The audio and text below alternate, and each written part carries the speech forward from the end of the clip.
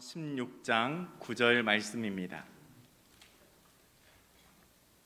구약 성경 928면에 있는 잠언 16장 9절 말씀입니다.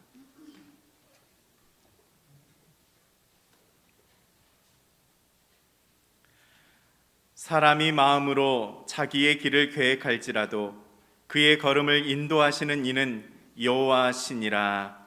아멘.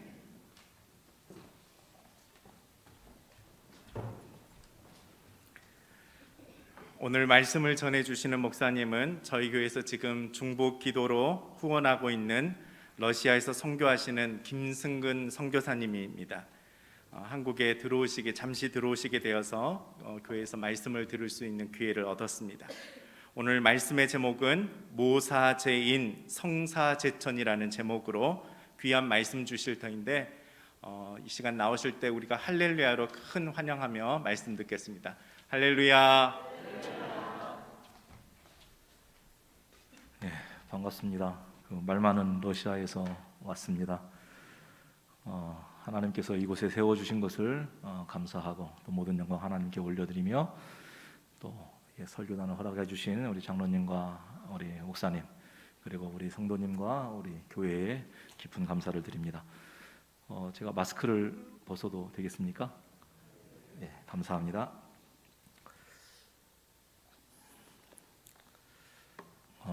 여러분은 왜 부한제일교회를 섬기고 계십니까? 뜬금없는 질문에 좀 당황하셨을 텐데 당연히 부안에서 태어났고 부안에서 살고 있고 또 부안이 삶의 터전이기 때문에 이 부안제일교회를 섬기는 줄로 알고 있습니다. 제가 전주에서 아침에 일찍 출발을 했는데 목사님께서 약 1시간 정도 걸린다고 얘기를 하더라고요. 그래서 자가용으로 천천히 왔음에도 불구하고 아침 이른 시간이어서 그런지 1시간이 좀 안 걸렸어요. 그래서 길도 잘못 들었고 그래서 잠깐 돌다 보니까 교회가 부안제일교회 말고도 여러 교회가 눈에 띄더라고요. 그러면 여러분은 어쩌다가 부안제일교회 성도님이 되셨습니까? 부안제일교회의 직분자가 되셨습니까? 우리 집사님, 권사님, 안수집사님, 장로님, 또 봉사자들, 우리 성가대원들 이렇게 섬기고 계시는데 왜 부안제일교회? 다른 교회도 섬기실 수도 있고 다른 교회도 출석하실 수 있는데 왜 이 교회를 나오시고 이 교회에서 예배드리시고 이 교회에서 신앙생활 하시면서 이 교회에서 교회를 섬기며 봉사하고 계십니까? 그 왜라는 질문을 좀 바꾸면 하나님은 어떻게 하길 원하시는가? 내가 부안제일교회를 다니면서 하나님은 어떻게 하길 원하시는가? 라는 질문으로 바꿔서 우리가 생각해 볼 수가 있습니다. 이것은 소명과 사명에 관한 질문입니다. 물론 저에게도 똑같은 질문을 받은 적이 있습니다. 4년 전에 저는 서울에서 서울 상도중앙교회에서 8년 이상 부목사로 섬기고 있었는데 우리 교인 중에 전주가 고향이신 장로님이 계셨어요. 그 장로님께서 장례가 있으셔서 위로 방문차 제가 전북대학병원 장례식장을 방문한 적이 있었습니다. 근데 이 장로님께서 저에게 소개시켜줄, 그러니까 위로 예배 다 마치고 나서 소개시켜줄 분이 있다고 말씀하시는 거예요. 이제 그 장로님이 친분이 있기 때문에 제가 어디 고등학교를 나왔는지 그 장로님이 아셔요. 제가 전주 영생고를 나왔는데 장로님 친구분 중에 목사님이 지금 잠깐 조문차 오셨다라는 거예요.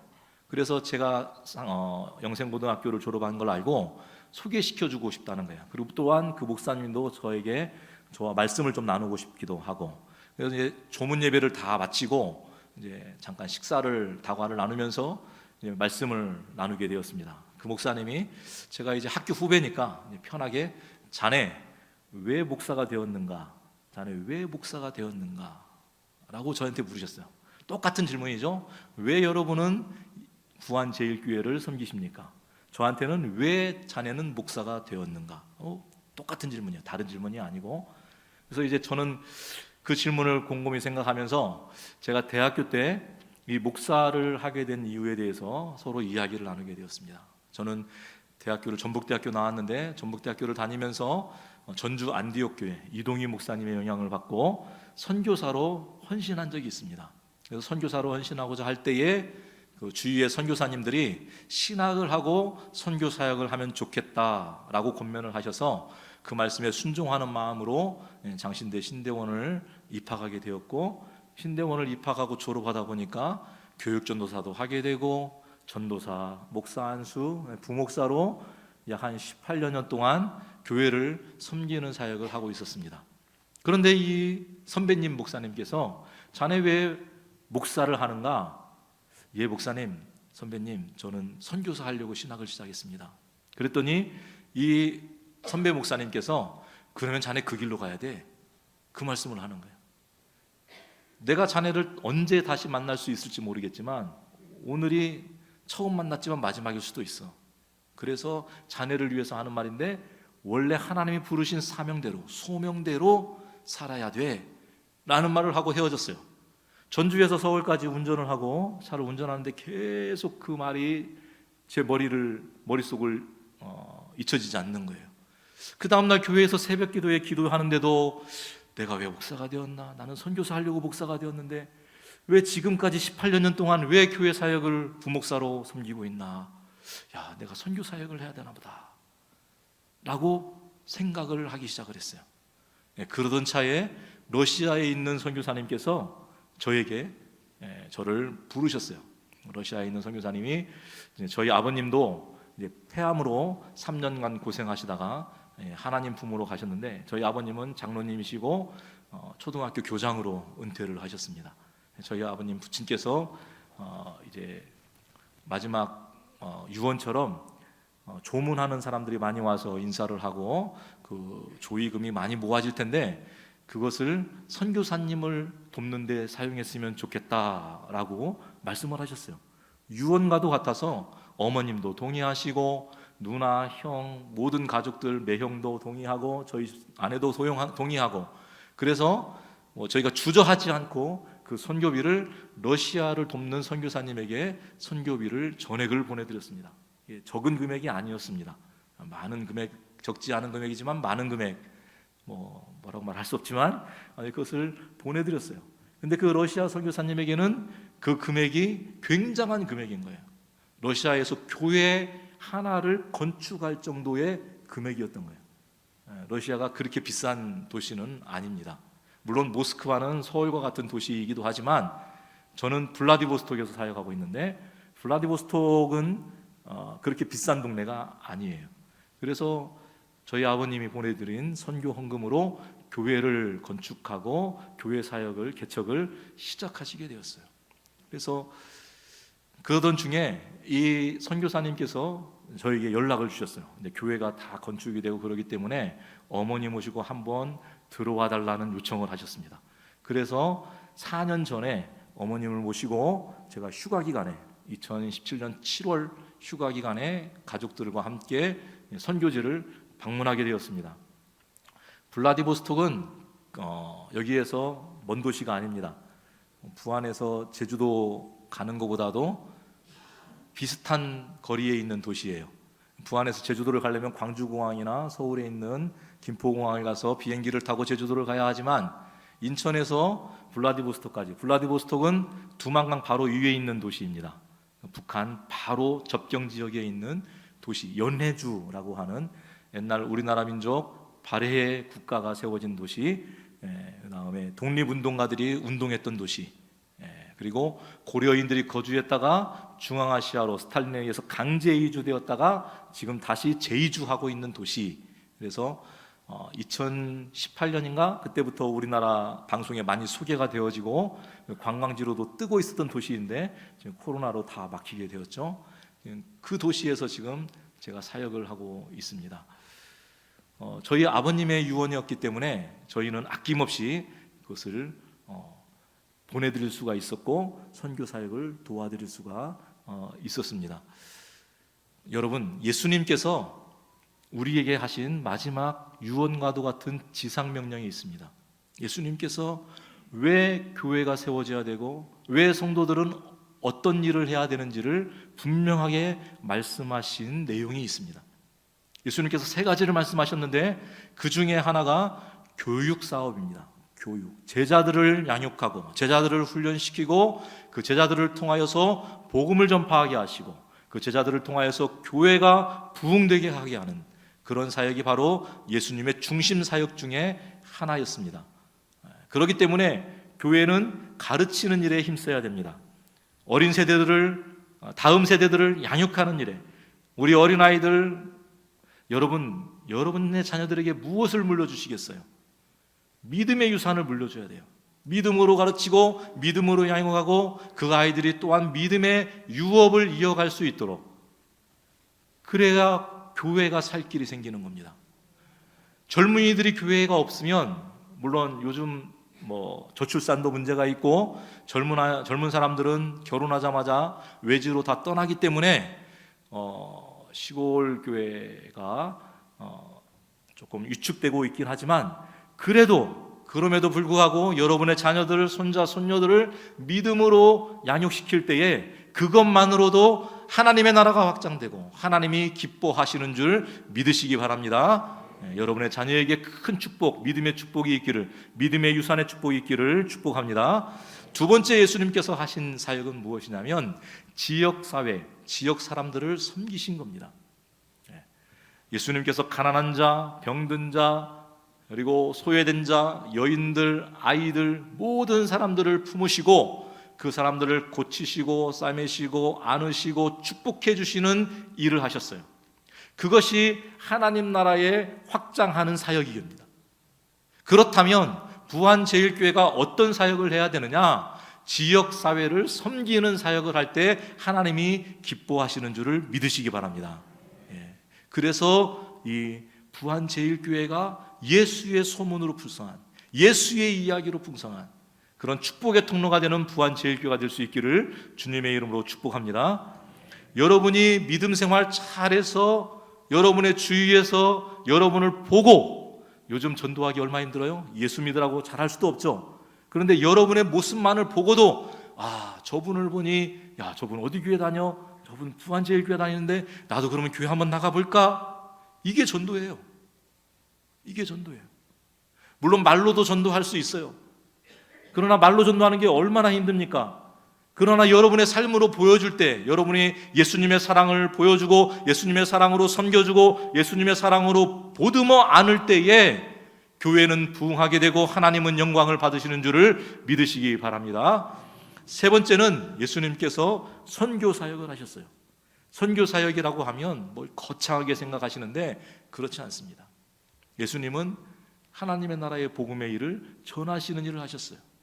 예수님은 예수 믿도록, 그리고 예수 믿고 하나님의 자녀가 되도록 그 제자들을 양육시키시고 그러한 일들을 통하여서 지역을 섬기시고 그러한 일들을 통하여서 하나님의 영광을 받을 수 있도록 복음의 사역을 하셨다는 거예요.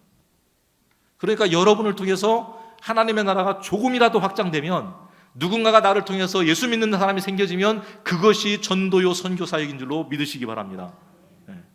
선교사님만 선교 사역하는 게 아니에요. 목사님만 선교 사역하는 게 아니에요. 목사님만 전도 사역하는 게 아니에요. 오히려 성도들이 지역을 잘 알고 성도들이 지역 주민을 잘 만날 수 있기 때문에 오히려 성도님들이 접촉점이 되어져서 복음의 사역을 이루어가는 줄로 믿으시기 바랍니다. 여러분 예수 잘 믿어야 돼요. 예수 잘 믿으시기 바랍니다. 제가 신대원 입학하기 전까지 서울에 있는 영락교회를 출석했었습니다. 한 3년간 제가 서울 생활을 하면서 신대원을 준비했는데 그때 우리 광지현 목사님도 그때 만났었어요. 신대원 준비하면서 우리 목사님을 만나서 같이 공부하고 신대원 준비하면서 기도하고 교회도 같이 출석하고 그랬던 적이 있었습니다. 근데 제가 서울에 있는 영락교회를 출석하고 있을 때에 2000년이나 2001년쯤에 한경직 목사님께서 하나님의 품으로 가셨어요. 근데 이 한경직 목사님 돌아가시기 전에 마지막 뵙는 거라고 생각을 해서 교회의 어르신들, 목사님들, 우리가 이름만 이야기하면, 이름만 거론하면 다 알 수 있는 큰 교회 목사님들이 한경직 목사님을 유로차 마지막 방문을 하셨어요. 한견님 목사님이 호흡이 안 좋으셔서 마지막에 폐혈증, 합병증으로 돌아가셨는데 호흡이 안 좋으셔서 헐떡헐떡거리면서 마지막 그 목사님들한테 마지막 유언과도 같은 말을 했다는 거예요. 저도 그 얘기는 전해서 들었습니다. 전해서 들었는데 어떤 얘기를 했느냐? 지금 어떤 사람들이 좀 위로차 찾아왔죠? 목사님들이 찾아왔어요. 그냥 목사님들도 아니고 총회에서 총회장도 다 지내신 여러분이 아는 큰 교회 목사님들이 찾아왔어요. 근데 그 목사님들을 앞에 두고 숨을 헐떡거리면서 한경진 목사님이 하신 마지막 유언과도 같은 말이 무엇이었느냐? 자네들 여보게 예수 잘 믿게, 예수 잘 믿게. 여러분, 믿음이 없는 사람한테 한 얘기가 아니에요. 평신도한테 한 얘기가 아니에요. 목사들, 성경이면 전문가, 예수님에 대해서 전문가, 큰 교회로 성공한 목사님들, 존경받을 만한 목사님들한테 마지막 유언과도 같이 한 말이 예수 잘 믿게 였다라는 거예요. 예수 잘 믿게. 그분들이 예수 잘 안 믿고 있나요? 그분들이 교회 안 다녀요? 그분들이 성경 안 읽어요? 새벽 기도 안 해요? 누구보다도 열심히신 분이세요. 누구보다도 성공하신 목사님들이에요. 그런데 그분들에게 하시는 마지막 유언과도 같은 말씀이 예수 잘 믿게 였다라는 거예요. 여러분, 예수를 믿어도 그냥 믿는 게 있고요, 잘 믿는 게 있나 봐요. 저도 그 말이 잊혀지지가 않아요. 지금도 기억하고 있어요. 저도 기도할 때마다 하나님, 저도 예수 잘 믿겠습니다. 저도 예수 잘 믿는 선교사, 예수 잘 믿는 성도가 되겠습니다. 목사이지만 목사이기 전에 저도 성도거든요. 여러분, 예수를 잘 믿어야 돼요. 그냥 교회 다니는 것으로, 그것으로 만족해서는 안 돼요. 예수 믿고 구원받은 것으로, 천국 가는 것으로 만족해서는 되지 않습니다. 예수님께서 말씀하신 것처럼 가르치는 일에, 복음 전하는 일에, 지역을 섬기는 일에 앞장서서 열심을 내어서 그 사명을 감당할 때에 그것만으로도 하나님이 기뻐하시는 믿음의 성도들 될 수 있기를 주님의 이름으로 축복합니다. 여러분, 장로님 예수 잘 믿는 장로님이신가요? 하나님이 보실 때 예수님 잘 믿는 장로님이신가요? 권사님 하나님이 보실 때 예수 잘 믿는 권사님이신가요? 집사님 하나님이 보실 때 예수 잘 믿는 집사님인가요? 목사님 하나님이 보실 때 예수 잘 믿는 목사님이신가요? 찬양대원, 교사, 봉사자, 하나님이 보실 때에 예수 잘 믿고 있는 성도와 장로와 직분자들인지 다시 한번 자신에게 물어볼 수 있기를 바랍니다. 저도 수없이 물어봐요. 내가 정말 예수 잘 믿고 있는가? 내가 정말 복음의 사역을 잘 감당하고 있는가? 여러분, 옆 사람에게 이렇게 한번 인사하겠습니다. 예수 더 잘 믿읍시다. 예수 더 잘 믿읍시다. 예수 더 잘 믿읍시다. 아멘. 아멘. 예수 잘 믿읍시다. 저는 러시아에 있는 선교사님의 도움에 따라서, 요청에 따라서 블라디보스톡이라는 땅을 처음 밟았습니다. 저는 사실 그 목사님께서, 그 선교사님께서 저희 부모님을 보시고 한번 선교지를 방문해 달라고 할 때, 아이고 선교사님, 러시아가 가까운 거리도 아니고 먼데, 우리 어머님께서 지금 70이 넘으셔서 비행기 오래 못 타요, 이런 말씀을 드렸어요. 그랬더니 이 선교사님이 안 멀어, 여기 블라디보스톡이야, 그렇게 말씀을 하시더라고요. 가까운 거예요. 비행기 값도 싸요. 지금은 코로나 시대여서 왕래를 못하지만, 자유롭게 왕래를 못하지만 그렇게 먼 거리가 아닙니다. 가까운 거리예요. 러시아 항공기를 이용을 하면 인천공항에서 1시간 40분이면 블라디보스톡 공항에 떨어집니다. 북한 영공을 지나가기 때문에 그렇습니다. 우리 국적기를 타면, 대한항공을 비롯한 우리 국적기가 있거든요. 우리 국적기가 운행을 했었는데, 우리 국적기를 타면 2시간 50분이면 우리 국적기는 북한 영공을 지나가지 못하기 때문에 중국 땅을 돌아서 가서 2시간 40분 50분이면 블라디보스톡 공항에 떨어집니다. 어머니를 모시고 갔어요. 그랬더니 그 러시아 선교사님, 저보다도 한 2년 전에 가신 분인데, 그분이 고려인들을 대상으로 사역을 하고 계시더라고요. 블라디보스톡에 도착을 했는데 자꾸 블라디보스톡 시내 쪽으로 안 가고 시골 마을로 계속 차가 운전해서 가는 거예요. 그래서 목사님 블라디보스톡이 아니네요? 그랬어요.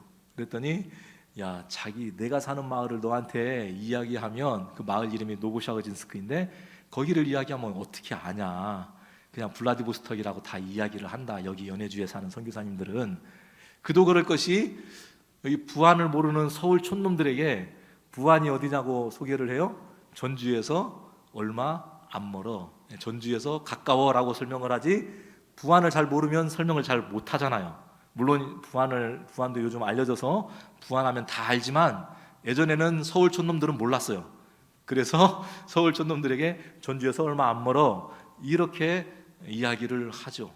그래서 마을로 들어갔어요. 마을로 들어갔는데 거기에 고려인들이 몇 명이 있더라고요. 이 목사님이 러시아 말을 하나도 못 하시는데 이 목사님은 들어가셔서 한국말로 전도를 하기 시작을 한 거예요. 한국말로. 가서 봤더니 고려인들이 있는데 고려인들 중에 한국말을 잊어버리지 않은 고려인들이 꽤나 돼요. 이분들이 스탈린에 의해서 중앙아시아로 강제 이주되었다가 이제 1995년, 97년 이후에 자기 고향을 찾아서 우즈베키스탄, 카자흐스탄, 키르기즈스탄에서 자기 고향 마을로 돌아오기 시작을 한 거예요. 그런데 돌아와서 보니까 자기 원래 살던 삶의 터전으로 갈 수가 없어요. 그 땅에서 누군가가 살고 있고 그 땅이 누군가의 땅이 되었고, 그리고 그 땅을 다시 찾으려고 하면 돈이, 자기가 있는 돈 가지고는 다 살 수가 없는 거예요. 그래서 이분들이 시골 마을로 쫓겨나게 되었고 시골에서 지금 정착하면서 거기에서 살고 있는 거예요. 근데 거기에 고려인들이 한국말을 하니까 이 러시아 말 하나도 못 하시는 선교사님이 한국말로 고려인들을 전도하기 시작을 한 거예요. 그래서 모이기 시작한 인원이 한 10명 정도, 12명 정도가 모여서 예배를 드리기 시작을 했어요. 근데 이 목사님이 이제 복음 사역도 잘하시고 그러다 보니까 이 교회가 점점 더 소문이 나기 시작해요. 점점 더 소문이 나기 시작해요. 그러다 보니 제가 가서 사역을 시작할 때에도 20명이 넘기 시작을 했고 곧 30명이 될 정도로 교회가 급속하게 성장하는 모습을 보게 되었어요. 그러면서 이분들이 러시아 사람도 데려오고, 근데 이 목사님이나 저는 한국말밖에 못하고, 그래서 통역을 세워서 이제 설교를 시키는데 통역이 설교를 대신하는데, 일반적인 통역은 이 통역자가 잘해요. 제법 해요. 그런데 설교, 하나님에 대한 내용을 설교를 대신 통역하는 것은 쉽지가 않은 거예요. 그래서 제가 생각할 때 내가 러시아어를 좀 배워야 되겠다 생각을 해서 3년 전부터 러시아어를 제가 배우기 시작을 했어요. 3년 동안 열심히 러시아어를 배웠어요. 이 러시아어가 어려운 언어 중에 하나입니다. 어려운 언어 중에, 세계에서 어려운 언어 중에 5손가락이 아는, 어떤 사람들은 3손가락 안에 드는 어려운 언어 중에 하나라고 이야기를 해요. 그런데 저는 사실 영어 잘 못하거든요. 우리 강주현 목사님 영어 잘해서 부러운데, 저는 사실은 영어권에 있는 선교지도 몇 군데 방문한 적이 있어요. 2주 이상 이렇게 방문한 적도 있고, 근데 영어를 잘 못해요. 요즘 청년들 영어 잘하면서 참 부러워요. 그런데 저희 다닐 때만 하더라도 영어를 배워도 밖에서 영어를 잘 못했어요.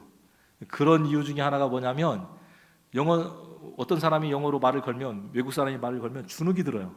알고 있는데도 불구하고 말을 못해요. 그러다 보니까 잊어버리게 되고 그랬어요. 그래서 영어권에 가서 선교 사역을 하라고 하면 자신이 없어요. 그런데 러시아로 갔잖아요. 러시아는 처음 보는 언어예요. 그 언어를 배우는데 너무 재밌고 너무 은혜가 되는 거예요. 언어가 은혜가 돼요. 그 나라 언어가에 감사합니다라는 언어가 있어요. 스파시바라는, 꼭 욕 같은, 스파시바 욕 같은 언어가 있는데 그 언어에 하나님이 있어요. 스파시라는 단어하고 보그라는 단어가 합쳐졌는데, 스파시는 구원자, 스파스젤리, 구원하시는 분, 그리고 보그는 하나님이에요. 그러니까 그 사람들이 감사할 때 어떤 표현을 하느냐, 구원하신 하나님께 감사한다는 표현을 하는 거예요. 물론 그 뜻은 아니지만, 감사합니다, 고맙습니다라는 뜻이지만, 그 사람들이 말을 할 때는 하나님에 대해서 얘기한다는 거예요. 안녕하세요라는 표현이 있어요. zdravstvuyte라는 안녕하세요라는 표현이 있는데, 건강을 하나님이 주셨다, 건강을 하나님이 주셨다라는 표현을 해요. 그게 러시아의 안녕하세요의 표현이에요. 그들은 삶에서 언어를 사용하면서 하나님에 대한 고백을 하면서 언어를 사용하고 있는 거예요. 그도 그럴 것이 러시아어가 어디에서부터 출발했느냐? 러시아어 성경책에서부터 출발을 했어요.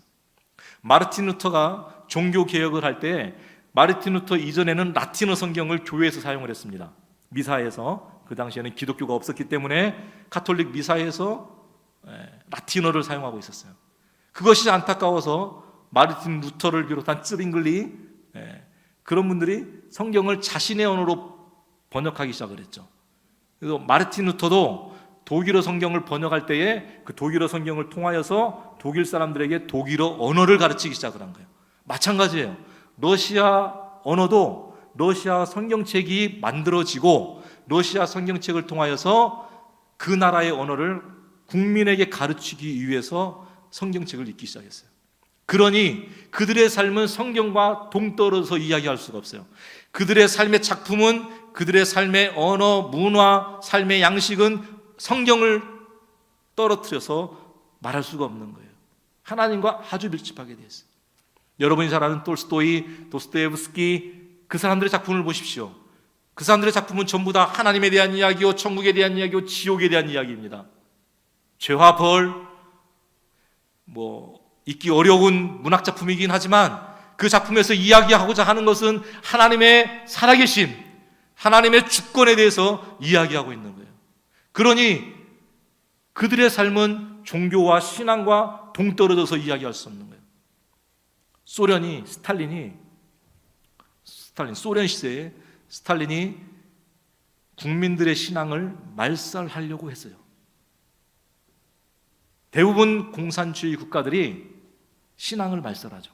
기독교를 핍박하죠. 성경을 읽지 못하게 합니다. 북한, 중국, 베트남, 대부분의 공산주의 국가들, 미얀마, 라오스, 대부분의 공산주의 국가들은 성경을 읽지 못하게 하고 예배를 드리지 못하게 하고 기독교를 핍박합니다.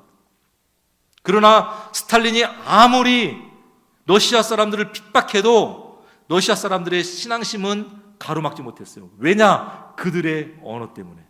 그들의 언어가 어디에서 왔어요? 성경에서 왔기 때문에 그래요.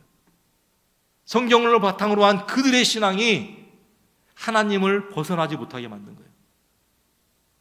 물론 그들의 신앙은 정교회의 신앙이긴 하지만 그러나 지금 복음을 전하면 얼마나 복음을 잘 받으는지 몰라요. 기독교에 대한 소문이 점점 더 늘어나고 있어요. 사실 우크라이나와 러시아 전쟁 중에 있는데 지금 러시아 교회들은 얼마나 기도를 많이 하는지 몰라요. 빨리 전쟁이 종식될 수 있도록. 여러분 러시아를 위해서 기도할 때에 빨리 전쟁이 종식될 수 있도록 기도해 주시기 바랍니다. 전쟁이 다시는 있어서는 안 돼요. 전쟁의 최대 피해자는 누구냐? 어린아이예요. 여러분 보도에서 보는 것처럼 어린아이들이 얼마나 많이 죽습니까? 전쟁에서 얼마나 많은 여인들이 피해를 봅니까? 전쟁은 다시는 있어서는 안 돼요. 우리나라를 비롯해서 다른 나라에도 전쟁은 그쳐야 됩니다. 전쟁은 하나님의 뜻이 아니에요. 평화와 자유가 하나님의 뜻인 줄로 믿으시기 바랍니다.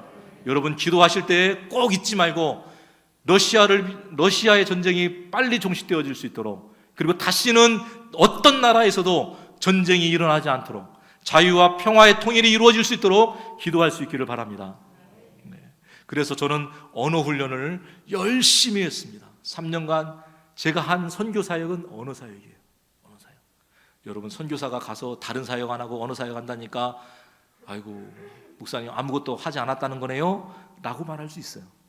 그런데 이 언어 사역 3년 후에 하나님께서 이제 저를 통하여서 사용하시려고 하는 일들이 보여지기 시작을 했어요. 작년에 그 블라디보스톡에 극동연방대학교가 있습니다. 극동연방대학교에 북한 유학생들이 유학을 옵니다. 그 유학생들은 4년간 그 대학에서 공부를 해요. 그리고 4년이 지나고 나면 다시 북한으로 돌아가게 돼 있어요. 근데 그 아이들을 러시아 교회에서 접촉을 하기 시작을 했어요. 그 중에 한 아이가 예수를 믿게 되었어요. 그리고 저를 통해서 계속 성경 공부를 하고 그렇게 하게 되었어요. 그러다가 이 아이가 탈북을 요청을 했고 제가 영사관으로 데려갔다가 영사관에서 국정원 직원과 유엔 변호사를 소개시켜줘서 지금 이 친구가 모스크바에 가 있습니다. 모스크바에서 난민 재판한 후에 이제 3국을 거쳐서 한국으로 이제 오게 될 예정이에요. 자세한 이야기를 다 해드릴 수가 없어요. 이것도 하려고 하면 1시간이 넘어요. 탈북한 이야기를 하려고 하면 1시간이 넘는데 그 얘기는 언제 기회가 되면 하고요. 그건 다 이야기할 수 없어요. 그런데 언어를 하면서 러시아 사람들과 접촉하게 됐고 러시아 교회에서 그것을 인정해서 이 사람들이 북한 유학생을 돕는데 어떻게 하면 이 사람을 도울 수 있는 사람을 찾을까 하다가 저를 찾게 된 거예요. 그래서 그 사람들과 접촉하다 보니 북한 사역을 하게 되었고 그 북한 유학생을 섬기는 사역을 한 명은 지금 탈북시켰지만 아직도 그 북한 공동체를 섬기는 러시아 교회의 사람들과 함께 지금 선교 사역을 지속하게 되었습니다. 두 번째는 러시아어 시험을 작년 11월에 제가 합격을 했습니다. 제가 러시아어를 얼마나 잘하세요? 물어보면 간단해요. 저요 러시아어 시험에 합격했습니다. 러시아어 꽤나 잘합니다. 못하지는 않습니다. 젊은 사람에 비해서 전혀 제가 뒤떨어지는 실력이 아닙니다. 그런데 이 러시아 언어 시험을 보고 나서 그 국제학교에서 한국어 교사가 필요한데 한국어 교사를 사무실로 요청을 어학원의 한 사무실로 요청을 했어요. 그런데 거기에서 5가지 조건을 이야기했습니다. 첫 번째, 한국 사람, 당연히 한국 사람, 원어민. 한국어를 가르쳐야 되니까 원어민. 두 번째는 국제학교가 블라디보스톡 시내에서 한 40분 차로 떨어져 있어요. 차로 가야 돼요. 대중교통으로 갈 수 없는 지역에 있어요.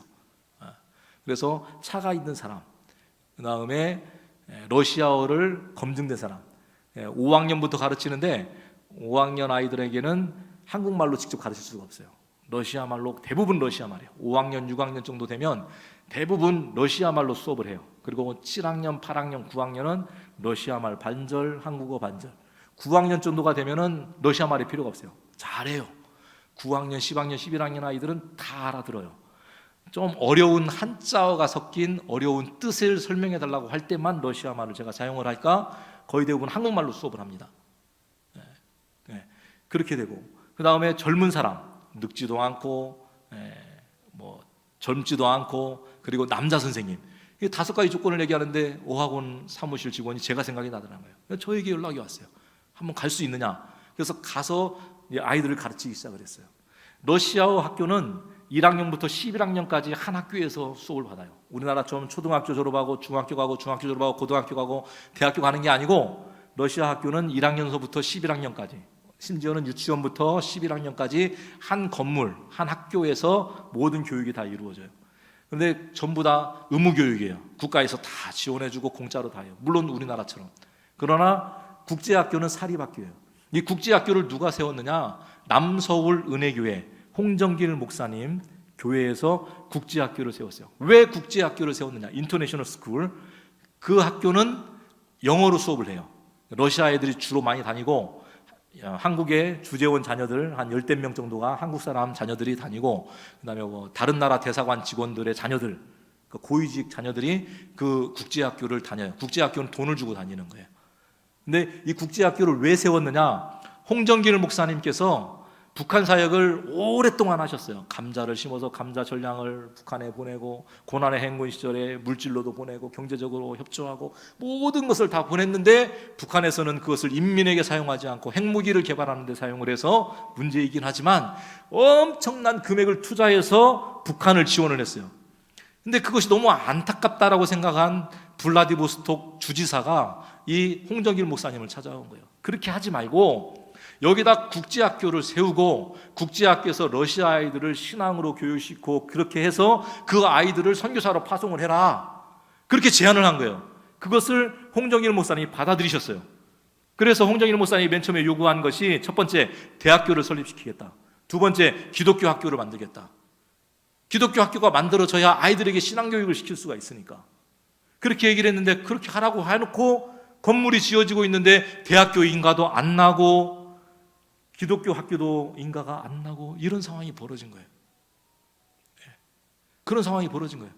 그러다가 이제 교육은 계속 되어지고 학교는 개교돼서 12년, 13년 지나고 나서 지금 한 15년 넘게 되었는데 그 일이 이루어질 수가 없는 거예요. 대학교로 하는 것은 그건 너무나 어려운 일이에요. 이제는 할 수가 없어요. 그러면 이제 그 교장 선생님이요, 교직원들이 전부 다 예수 믿는 장로님들이고 선교사님들인데 기도하는 것 하나가 무엇이냐면 기독교 학교로 만들자, 기독교 학교로 만들자를 지금 계속 기도하고 있는 거예요. 그런데 제가 갔잖아요. 제가 갔는데 교장이 저를 만나서 이야기하면서 뭐라고 하냐면 목사님 잘 오셨다라는 거예요. 목사님 잘 오셨다. 이제 기독교 학교를 한번 우리가 추진해 보겠다. 기독교 학교가 되려면 교목이 있어야 되는데 목사라는 신분이 한 명은 있어야 된다. 근데 제가 목사잖아요. 가니까 그것을 굉장히 반가워하는 거예요. 저는 사실 국제학교가 제2외국어로 한국어를 가르치기 때문에 한국어 교사로 간 것뿐이에요. 그런데 하나님께서 벌써 교장이 하는 말이 무엇이냐면 하나님께서 다 예비해 놓으셨다는 거예요. 하나님의 은혜 할렐루야 하는데요, 저한테 간증을 하는 거예요. 그 간증을. 그래서 저도 아멘 하면서 그래 같이 기도해보자, 같이 힘써보자. 기독교 학교가 되면은요 아이들을 신앙교육 시킬 수가 있어요. 제가 영생고등학교 나왔잖아요. 영생고등학교 기독교 학교입니다. 신흥학교, 기존학교, 기독교 학교예요. 지금은 강제로 학생들을 신앙교육할 수 없지만 제가 학교 다닐 때만 하더라도 모든 학생들은 한 주에 한 번씩 체프를 드렸어요. 예배를 드렸어요. 그리고 한 주에 1시간씩 모든 학급에 기독교 시간이 있었어요. 성경 시간이 있었어요. 그래서 3년간 학교를 다니면 창세기부터 어떻든 듣든지 아니 듣든지 창세기부터 계시록까지는 수업을 다 들어야 돼요. 그 사람이 믿든지 안 믿든지, 그 학생이 불교이건 뭐 다른 종교이건 기독교이건 상관없이 들어야 돼요. 들어야 돼요. 제 둘째 동서도, 둘째 형님도 신흥학교 나왔어요. 이분도 성경은 잘 알아요. 가끔 교회를 나와요. 가끔 교회를 나와서 저도 계속 기도하고 있어요. 이번에도 나와서 계속 기도하고 교회 다녀야 된다고, 예수 믿어야 된다고 이야기를 하는데 잘 되지 않아요. 사람의 마음을 바꾸는 것은 누구냐? 사람이 아니에요. 하나님이 바꾸시는 거예요. 단지 우리는 기도할 뿐이에요. 그 기독교 학교가 되어지면 어떤 일이 벌어지느냐? 그 아이들에게 신앙교육을 시킬 수가 있어요. 그 아이들을 세례를 베풀 수가 있어요. 그 아이들을 기독교의 사람으로 양육할 수가 있는 거예요. 그리고 그 자녀들이 헌신하면 북한으로 선교사로 파송할 수가 있는 거예요. 얼마나 큰 비전입니까? 한국의 선교사가 북한에 들어가기 쉽지 않아요. 다른 나라의 선교사들은 북한에 들어갈 수가 있어요. 그런데 한국 국적을 가진 사람이 북한 땅에 들어가는 것은 들어가는 사람도 있긴 해요. 그러나 그것은 쉽지 않아요. 내가 하는 것보다 더 큰 일을 할 수 있는 것은 무엇이냐? 러시아 사람들을 양육시켜서 그 사람들을 선교사로 만들어서 그 사람들을 파송하면 그것이 하나님 나라의 복음의 사역이요 선교의 사역인 줄로 믿으시기 바랍니다. 그 일을 지금 이제 시작하게 되었어요. 저는 너무나 기뻐요. 너무나 기뻐요. 너무나 기뻐요. 그래서 그 아이들을 가르칠 때마다, 한국어를 가르칠 때마다, 국제학교에요 한국어 교재 안에 성경 구절이 있어요. 영어 교재는요 더 심해요. 영어 교재 지난주에 부활주일 했잖아요. 부활주일 전주가 되면 예수님의 생애를 가르쳐요. 예수님의 생애, 예수님의 고난, 그게 영어 교재에 다 있어요. 부모들이 다 컴플레인해요. 왜 학교에서? 그러면 뭐라고 얘기를 하냐면 이 학교는 한국에 있는 교회에서, 남서울 은혜교회에서 세운 학교다. 원래 기독교 학교로 세웠는데 인가를 당신네들이 안 해줬다. 우리는 이 교재를 사용할 수밖에 없다. 그러면 컴플레인 했다가도 그냥 끊어요. 성경 구절 하나씩 매 시간마다 아이들한테 가르치는 거예요. 잠언의 말씀을 하나씩 가르치는 거예요. 하나씩 가르치는 거예요. 그 아이들이 얼마나 말씀을 잘 받는지, 얼마나 그 아이들이 순수한지, 그 아이들의 신앙을 저는 보고 제가 은혜 받아요. 제가 은혜 받아요. 그러면서 그 아이들을 볼 때마다 제가 얼마나 반가운지 몰라요. 여러분, 우리는 예수님을 전해야 돼요. 예수님의 향기를 드러나야 돼요. 축복의 통로가 되어야 돼요. 축복의 향기가 되어야 돼요. 고린도후서에 보면 너희는 그리스도의 향기다 말씀하셨어요. 여러분이 그리스도의 향기가 되어야 될 줄로 믿습니다. 여러분, 향기 되는 거 어렵지 않아요. 내가 예수 잘 믿고 내가 사명 감당 잘하면 그것이 내 자신에게 복이 되어져서 나도 모르게 예수 믿는 향기가 드러나기 시작을 합니다. 그것이 처음에 어디에서 드러나느냐? 표정에서 드러나게 되어 있어요. 표정에서. 그래서 어떤 분은 이런 말을 해요. 우리의 얼굴이 전도지다. 믿으십니까? 우리의 얼굴이 전도지예요. 여러분 예수 믿으면서 얼굴 우거지상을 하면서 복음을 전해보세요. 그럼 누가 예수 믿어요? 그런데 여러분의 모습이 밝아지고 여러분의 모습에서 그리스도의 향기가 자연스럽게 품어나면 어느 누가 예수 안 믿겠습니까? 꽃이 자연스럽게 향기를 내면 나비와 벌이 찾아들기 마련이에요. 그러지 않습니까? 여러분의 삶에서 그리스도의 향기가 나타날 수 있기를 바랍니다. 여러분의 얼굴을 피세요. 얼굴을 피세요. 여러분이 전도지예요. 전도지를 구기지 마세요. 얼굴을 피시고 예수님의 향기를 드러내면 그것이 여러분의 사명 감당인 줄로 믿으시기 바랍니다. 오늘 말씀 이렇게 기록하고 있습니다. 사람이 마음으로 자기의 길을 계획할지라도 그 걸음을 인도하시는 분은 하나님이시니라, 여호와시니라. 저는 사실 선교사님의 요청에 따라서 블라디보스톡에 갔습니다. 그런데 사실 거기에서 어떤 일을 저에게 맡겨줄지를 몰라서 3년 동안 언어 사역을 열심히 했습니다.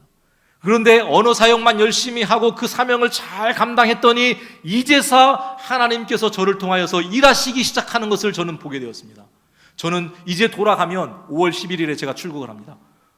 저는 이제 돌아가면 하나님이 하실 일이 기대가 돼요. 학교장님이 뭐라고 하냐면 거기 같이 사역하는 장로님들이 뭐라고 하냐면 빨리 돌아오라는 거예요. 빨리 돌아와. 왜 지체하냐고, 빨리 돌아오라고. 근데 저는 4월 24일 이후에 돌아갈 수가 있어요. 비자가 4월 24일 이후부터 일을 해요. 일을 한다고 하거든요. 비자의 유효기간이 4월 24일 이후예요. 그래서 그때부터 이제 갈 수가 있는데 어떻게 하다 보니까 비행기 티켓이 5월 11일 비행기 티켓을 끊게 되어서 그래서 이제 5월 11일 날 저는 들어가요. 들어가면 저는 기대가 돼요. 하나님이 어떻게 일하실까? 하나님이 나를 어떻게 사용하실까? 하나님이 나를 통해서 하나님의 나라를 어떻게 확장시키실까? 저는 기대하고 있습니다. 여러분에게도 똑같은 기대가 있어야 돼요. 하나님이 나를 통해서, 하나님이 나 장로를 통해서, 안수집사를 통해서, 권사를 통해서, 집사를 통해서, 직분자를 통해서, 봉사자를 통해서 하나님이 어떻게 영광을 받으시기를 원하시는가? 아멘. 여러분, 그 사명 감당하는 저와 여러분 될 수 있기를 주님의 이름으로 축복합니다. 기도하겠습니다. 하나님 아버지 감사합니다.